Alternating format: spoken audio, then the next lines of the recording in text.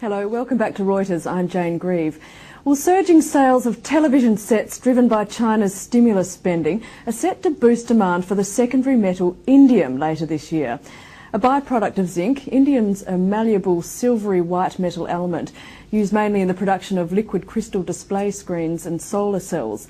Well, China's top TV maker says it sees LCD TV sales almost doubling this year, and even private investors are piling into indium. Well, to find out more, I'm joined by Matthias Rueth, he's General Manager of TRADIUM in Frankfurt, and on the line from Detroit, Jack Lifton, an independent metals consultant. Thanks very much to you both. Matthias, I'll start with you. The indium price has been hit badly in the downturn. It's sitting at about $312 I've seen today. How much of a resurgence in demand are you seeing for indium? Well, my personal opinion is that there is certainly that the indium will have a good chance for much higher demands in the very near future. The main application is the ITO business, which is roughly 85% of the total indium demand, and this is certainly a fast-growing market. And so I think the demand will grow, and as soon as the real end users will go back to their usual purchase behavior, we also will, I can expect much higher prices than today. We'll talk about the prices. Jack Lifton, let me cross to you in Detroit. You're speaking to traders in the US. What are they saying about demand for indium? We're looking for indium demand here to also go up dramatically in the near term. The U.S. today uses 25% of the world's new production of indium. China uses about 60%. Add Korea and Japan, and you wind up with the total demand. I think that I agree with the gentleman that the demand is about to take a jump because there's a strong resurgence of the use in displays of the compound indium tin oxide based on indium, and the resurgence just in personal devices like cell phones and small televisions, and in large home type televisions and displays at airports and on the street, it is growing. And now we have a new demand, solar cells, which is in the United States is becoming a very hot topic. And solar cells have two demands for indium, one in the traditional coating of the screens and the other in the actual composition of the devices themselves. And this is demand that simply wasn't there even 3 years ago. Okay, so well, I see an open demand. Well, Matthias, let's go back to you. You're speaking to Chinese producers of indium. How much is available at the moment, and how much is China willing to sell it for? Well, I think availability is not today's problem. I think the main problem will be, or the main question will be, on which price level the main producers are willing to sell their quantities. Because on today's price level, it's not very interesting for them, and everybody knows that most application can afford much higher prices. So today's published prices, for my opinion, are too low or a little bit behind today's situation.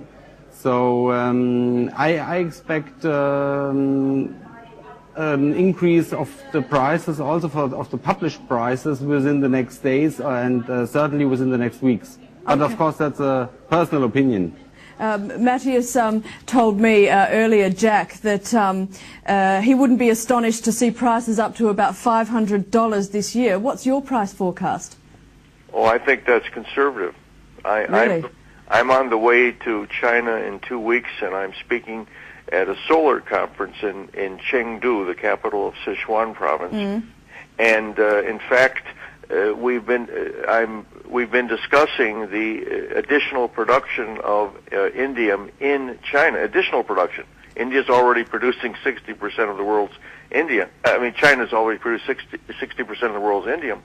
And there are new Chinese sources coming on, and there's some other factors. The Chinese are restricting exports of technology metals that they feel they'll use for their own domestic. So what's your price forecast, Jack? I can see indium coming back to where it was. I would say $700 a kilo is not out of the question by the end of this year. Okay. Matthias, I want to talk about you. Tradium's actually been selling to some private investors. How much interest have you had from private investors, and do you see this as a trend that's going to continue? Well, I hope it will continue. For us, it's certainly a complete new trend or topic that private persons are interested in purchasing raw material just for speculation reasons, as they can read so much about the future, the mentioned solar cell industry, applications like this, that and if they compare today's price level with the history, it's easy to see that today's numbers are low compared with the past, and especially as if you consider that in the past there were only a few applications, certainly not that much than we have today, or not as much as we can expect in the very near future. I think it's a good idea to invest also private, especially as it's an alternative to all the possibilities banks are offering. Jack, I just want a final word from you. Indium's used in, you said there's growing market in solar cells, it's mercury-free thermometers, other green applications. What are your thoughts, just finally, on the rates of production of indium and whether demand can be met?